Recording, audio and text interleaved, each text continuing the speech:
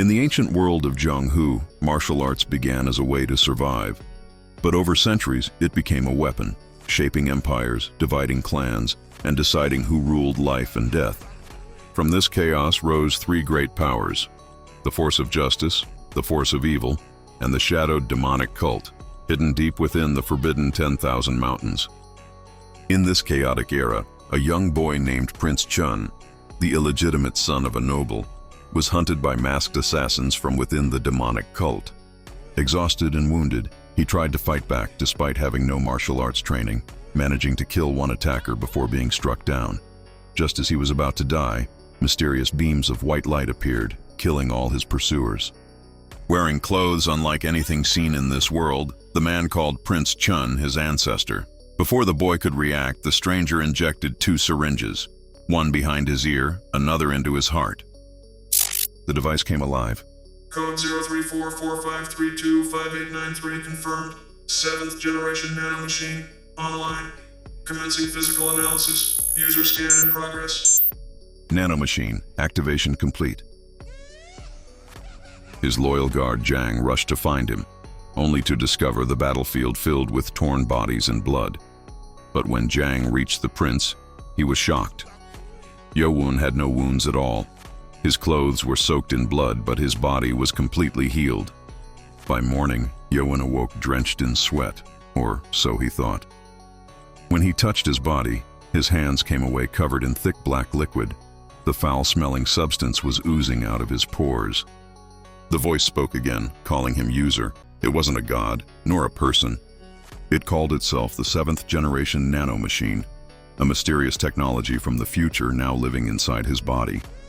At first, Yeowun mistook the voice for the evil god worshipped by the demonic cult, but the machine explained it was not divine, merely artificial. After sending information directly into his brain, Yeowun learned that billions of microscopic machines now resided in his body. Even the cult's doctor was stunned. The prince, who was once too frail to train, now had the perfect body for martial arts. But Yeowun knew he had to keep this secret. Born from a slave mother, he was hated by the other royal families. Many had tried to kill him already, especially Prince Chun Mukeum, who sent the assassins that night. Soon, all princes would enter the demonic academy, a place where no guards could protect them, and only strength decided survival. As Yeowun recovered, he tested the Nano Machine's abilities, watching his wounds heal instantly, and even uploading entire martial arts manuals into his mind just by scanning their pages. Realizing its immense potential, he decided to keep the Nano Machine a secret weapon.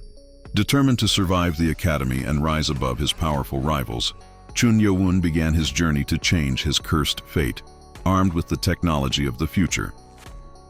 On the morning of his admission to the Academy of Demonic Arts, the young lord was too nervous to sleep. As dawn arrived, his loyal guard, Jang, was already outside practicing his sword techniques. Watching him, he wondered if he should have secretly learned Jang's skills earlier. But a promise made to his late mother stopped him. Before her death, Lady Hua had made him vow not to train in martial arts until he entered the academy. As he watched, the Nano spoke up, offering to scan guard Jang's movements and transfer the technique directly into his brain. Surprised, he hesitated for a moment before deciding to proceed.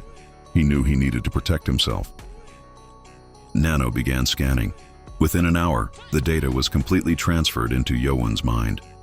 When he tried the technique, he was astonished. He had instantly mastered a move that took Garjang 20 years to perfect. However, the triumph was short-lived. Pain surged through his body as his untrained muscles failed to handle the advanced technique. Nano explained that while his brain understood the move, his body hadn't yet developed the necessary strength and endurance. It then offered to transfer the required muscle data directly into his body, but warned that the process would be extremely painful. Despite the risks, he agreed. As the transfer began, the pain overwhelmed him, and Nano was forced to put him into a deep sleep. Meanwhile in the kitchen, Garjang prepared a meal, remembering the day Lady Hua had entrusted her son to his care before her death 5 years earlier. He silently prayed for her guidance and the young master's safety as he embarked on his new journey. Then he heard him. The ground was covered with deep footprints, signs of intense training. Shocked, He realized that he had somehow reached a level of mastery comparable to his own 2 decades of training. After enduring hours of excruciating pain, the young master awakens from Nano's muscle conversion process. His body now matches the level of someone who has trained in Garjang's dagger technique for 20 years. Testing it out, he moves with perfect form, fast, precise, and powerful. But without internal energy, he knows he's still incomplete. Garjang soon enters with breakfast, proud yet worried. As Yeowun eats, Jang notices the footprints from Yeowun's secret training and realizes the boy has mastered his technique. Though learning another's martial arts without permission is forbidden, Jang chooses to forgive him. He even gives him a few tips on how to circulate energy for the dagger technique and wishes him well at the academy. Touched, he silently vows never to cry again and to become strong enough to protect himself and Jang's faith in him. Later that day, he arrives at the Academy of Demonic Arts, where over 1,000 new students gather.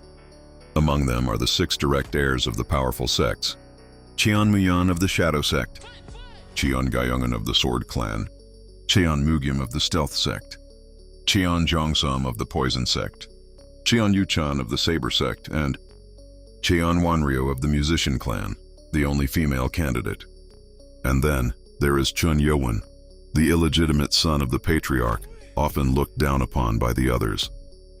The grand ceremony begins when Patriarch Yujong Cheon, head of the entire demonic cult and Yeowun's father, enters the hall.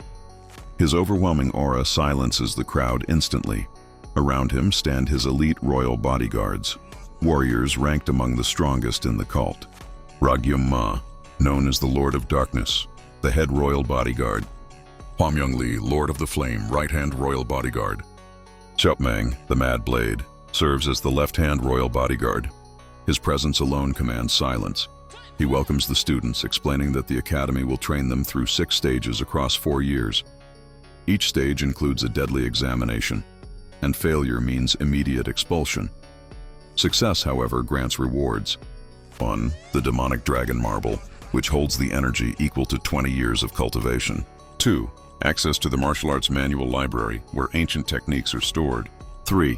New ranks and titles, granting power and recognition within the cult. As soon as the speech ends, the students are shocked to learn the first stage examination will begin immediately. Their proctor is Madame So Hang, the 5th elder and head of the musician clan. She tests their endurance by attacking them with her musical force, a sound wave technique that can cause serious internal damage. The moment she begins playing her mandolin, students start collapsing in pain. Only the heirs of the 6 clans remain standing, their bodies fortified by years of cultivation. Everyone assumes Yeowun will be the first to faint. After all, he's known to have no internal energy at all. But to everyone's disbelief, Yeowun stays standing. Nano secretly activates a defense system, blocking the harmful sound waves from reaching him. Still, to keep his lack of internal power hidden, Yeowun orders Nano to inflict internal injuries on him, so it appears he barely survived. Blood bursts from his mouth as he collapses at the exact moment the test ends. When the exam concludes, the instructors are stunned. Madame So Hang admits she had unleashed nearly half her true power and still failed to knock Yeowun out. She can't understand how someone without internal energy could endure her attack. Despite his injuries, Yeowun passes the first examination, proving to everyone at the academy that even the weakest prince of the demonic cult possesses an unbreakable spirit.